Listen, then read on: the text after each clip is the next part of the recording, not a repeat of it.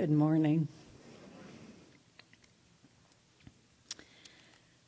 For many of us, it was easy to dream when we were young, when our confidence exceeded our experience and the world seemed our oyster. If we could just get out of our parents' home, those old out-of-touch cynics who'd forgotten how to take risks and really live. Oh, the places we'd go. And maybe we did see wondrous places, have great adventures and passionate love affairs, get real jobs and a place of our own.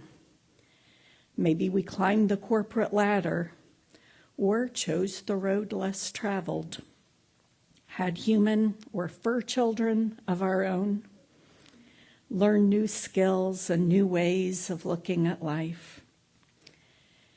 And doubtless, we also hit some roadblocks, some dips in the road that jostled us up, some mountains that proved insurmountable, some detours or long, barren stretches. And we may have lost dear companions along the way. Some of us hit these bumps sooner than others, as children or teens. Others were fortunate to have an extensive foundation of emotional resilience and grit. We came through a bit banged up and wiser for the wear, a bit less naive, but with faith and purpose still intact. If this has been your or our experience, may gratitude be on our lips. We have been fortunate.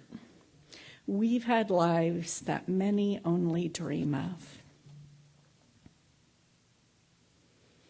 There are many horrors that can change that dream to a nightmare, and I don't discount the possibility that some of you have experienced these.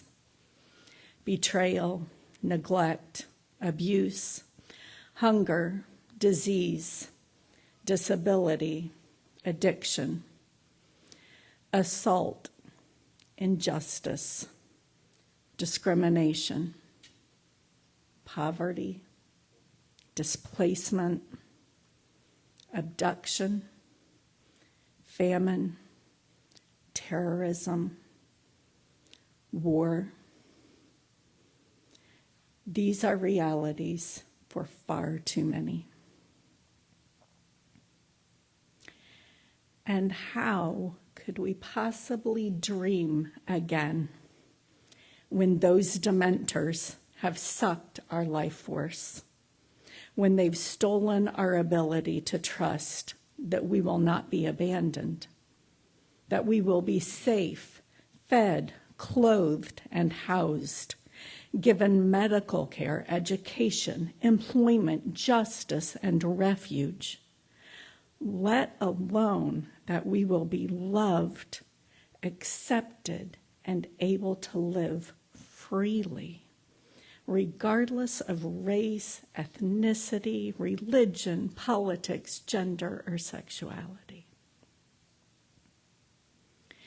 There are many individuals and groups we could look to who have walked this path ahead of us and alongside us, who have suffered unspeakable traumas, but have chosen to rise, to speak, to write, to march, to run for office, to sing and dance and make movies and art, to live lives of courage and even joy, despite those who tried to shut them down.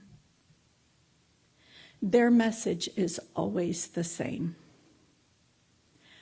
So much has been stolen from me, but this they cannot take.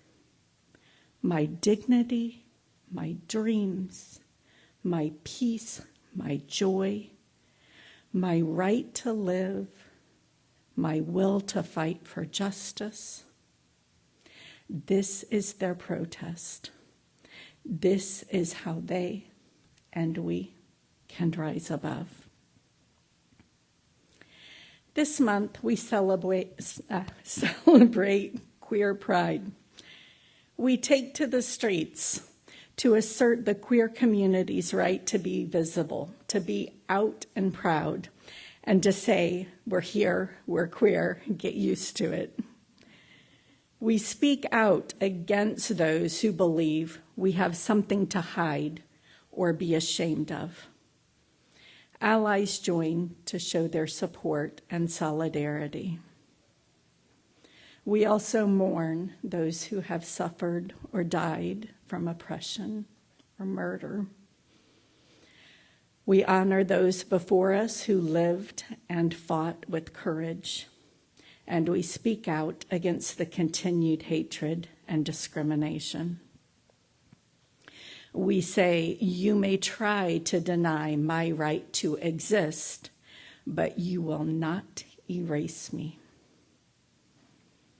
And we celebrate queer pride because sexuality and gender and our diverse bodies and identities are something to celebrate. Maya Angelou articulated this so beautifully in her poem, Still I Rise. You may shoot me with your words. You may cut me with your eyes. You may kill me with your hatefulness, but still, like air, I rise. Does my sexiness upset you? Does it come as a surprise that I dance like I've got diamonds at the meeting of my thighs? Out of the huts of history's shame, I rise. Up from a past that's rooted in pain, I rise. I'm a black ocean leaping and wide, welling and swelling I bear in the tide. Leaving behind nights of terror and fear, I rise. Into a daybreak that's wondrously clear, I rise.